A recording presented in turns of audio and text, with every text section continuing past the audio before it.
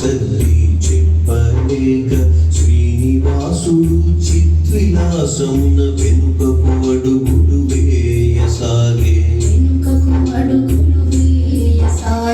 మొదటి పాదము పెట్టినంతనే అంజనాద్రి అంజలి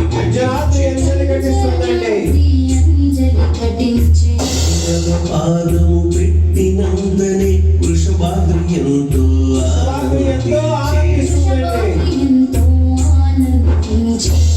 మూడవడుగు వేసినంతనే నీలాద్రి పదములు కడిగే నాగవ అడుగు వేసినంతనే శేషాద్రి గొడుగు ఐదవ అడుగు వేసినంతనే గరుడాద్రి